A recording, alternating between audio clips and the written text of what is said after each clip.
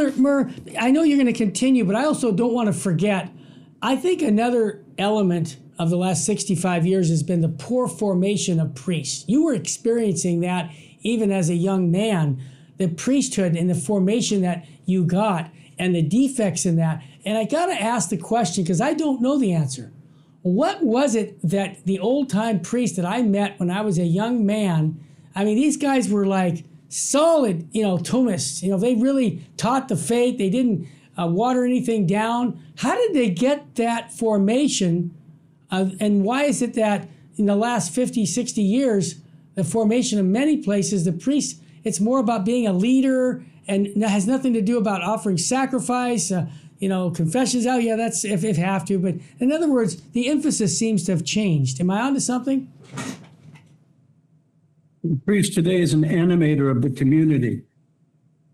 He is the leader. Yeah, what's that about? He's the follow the leader. It's actually nonsense. It's nonsense. If anybody wanted that, there were always Protestant churches one could belong to. But this is what's happened to us. So tell me what a priest is really about. Something else has happened. Tell me. Something else has happened. Yes. Those priests years ago. Yeah. They answered a bugle call. They answered a bugle call to their vocation. Okay. Yeah. It was they heard a call strongly, and they answered it. They were also men. They were strong men. Yes. The priests that I grew up with. Yes. My gosh, I mean, they were great men. There wasn't a question of their manlyhood. They were men. Yes. There were no nonsense. They were fathers. They weren't your buddy. They weren't your friends. They were fathers, spiritual fathers. All that has changed. That has changed. Cardinal Gagnon had a big influence on you, obviously. We've talked about that. But what if he was with you today and we were having this conversation about the priesthood, what do you think he would jump in and what would his comments be about the direction of the priesthood today versus the old? Well, I'll tell you this. I can answer that with clarity, with real knowledge. Yeah. The Pope, John Paul II, when Bishop Marcel Lefebvre was about to consecrate 4 bishops, the Pope, John Paul II, sent Cardinal Gagnon to École. Wow. He sent him to see Lefebvre. Yes. He asked for a visitation of the entire seminary. Wow. And of the Society of St. Pius X. Right. Gagnon was there for about a month, did that visitation. Yes. Talked with Lefebvre, talked with every one of the seminarians. He told me, he told me this himself. I said, what did you think? What did you think of that whole setup there? His words were exactly these. This should be the way seminaries are run and conducted in the entire Catholic Church. Wow, a model for the church. Wow. He referred to it as a model. Wow. Now, Cardinal Gagnon was not an ultra-conservative. No. He had the Catholic faith. And he was all right, he was a conservative man, but he was not a traditionalist. Right. He wasn't a Latin Mass traditionalist. Right. I mean, that's not, no, he was just common sense. Sure.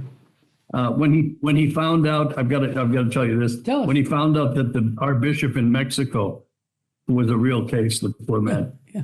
I asked him for permission to offer the Tridentine Mass. Sure. Since Pope John Paul II gave us permission. Oh yeah. He denied that permission. The bishop, without the right to do it, but he denied it. When Cardinal Gagnon came to Mexico, he said, the bishop denied you the right to sit in Trinity Mass.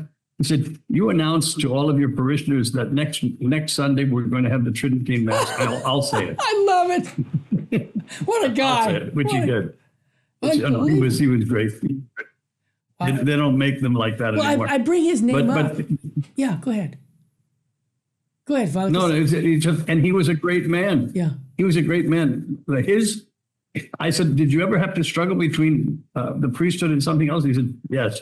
I always wanted to be a professional baseball player. A baseball player? You're serious? Oh, He said, oh, yes, yeah. He said, I was on many teams and I was very good. I was very good. And I think he was in Brooklyn. He was in Brooklyn as a young priest. I didn't know that. He was in Brooklyn, and the reason he wanted to be in Brooklyn was first to perfect English, but also to be where the Dodgers were. Oh, the Dodgers, the Brooklyn Dodgers. Wow. Yeah, he got ticket all the Dodgers games. Unbelievable. That was it. But that's what he wanted to do. This is a real man. Yeah. He's a real man. Yeah. So get and his when he said to me yes. that Lefebvre, it was a model. His seminary and the way things are set up should be a model in the entire church. I said that changed my mind a great deal about Lefebvre. Oh, me too. Yeah. Can I make a suggestion and just correct me right on the air? I think Archbishop Lefebvre someday will be canonized. What? Yeah, I do. I won't be around. I firmly, first of all, I firmly believe that he's in heaven. Yeah, of course. I firmly believe that he's in heaven now. Yeah. And yes, I agree with that. He will be canonized. Because I'm convinced. When we get done with all the nonsense and the infection that the body of Christ is suffering in these days, and we stop and see who the real heroes were, he's one of them. I agree. Father, talking about the priesthood, which is so special to you, you've been a priest over 50 years, correct? Well, not over. Oh, no, one more year. 1 year shy of it. That's right. I got to get my math right. One more year. But here's the point I'm making. If you talk, I know I send guys your way, okay, young men, to get some advice from you. And I think there's people listening, young men listening to this show, the Terry and Jesse show. At least they talk to me a lot. What advice would you give a young man today in 2025 if he said, I just think maybe God's calling me to be a priest? What do I go? What do I do? What advice would you give them, Father? The first thing I would tell that young man is to get in touch with me. Yeah. Yeah. And I don't know, I'll bet about 100 cases of young men who have called me since I've been in Spain. Yeah. And I like talking to them on the phone with a video, so I get an idea who I'm talking to. Sure. Right. And then with questions and answers, you get a feel of what's happening. Yeah. And I can suggest a seminary for them. Yeah. Good. There are good seminaries. Most of them are religious seminaries. Yes, they seem to be. Institute of Christ the King. Oh yeah. Pope Pius the 10th, the Fraternal Society, Society of St. Peter, Sure, and on. Those are the ones I would never just send a young man to a diocesan seminary. Yeah. Geographically speaking, I was born here, so I'm going to this seminary. No, you don't do that anymore. No, that's not. You better be very careful with the vocation. Yeah. Hey, Father, we have a couple, 3-4 minutes before the break and then the final segment. We're talking about problems that we've seen in the church for 65 years. And my personality, I'm an optimist. I always think we're going to win, even if we're 20 runs behind in the bottom of the ninth. But realistically... Well, you joined the right team, Terry. You joined the right team because in the end we do. We do, I know. Well, yeah, but... We win the World Series. Yeah, but in the Catechism of the Church, it talks about a purification that the Church has to go through. And then I saw Cardinal... who's our Cardinal from St. Louis, a canon lawyer? His name's escaping me. Cardinal Burke. Cardinal Burke. It was a video of him talking about Our Lady of Fatima, saying that the third secret of Fatima dealt with the apostasy. And it seems to me he was describing... What have I been telling you? Just a minute. What have I been telling you, Mother Pasqualina? Same thing. Yeah, tell us again. When Pius XII had the vision in the garden, she came in, he said, was there any message to the vision that you saw of the sun? He said, one word, apostasy. Yeah. Well, is it clear in your mind? Because it's clear in my mind that that's exactly what we're experiencing in the church today. Your thoughts? There is no doubt. There is no doubt in my mind. Yeah. Of course, that's what we're experiencing. And again, our problem right now is that those apostates have not left the church. Yeah.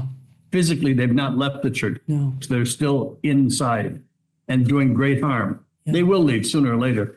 Yeah, but they haven't yet. Yeah, I know that the church... As Fulton J. Sheen, your hero and mine, used to say, would, if only they would leave. Yeah. If only they would leave. Right. Yeah, well, that's exactly what Sheen said. But they stay inside because they have found a comfortable little haven. And I'll quote Fulton Sheen when he said, who's going to save the church? He was talking about the state of the church, priest, the state of the church. It was talked in the mid-70s. And he said, the lay people are going to save the church by asking people dressed like you, bishops, and religious, to live their vocation according to the mind of the church and not according to the world.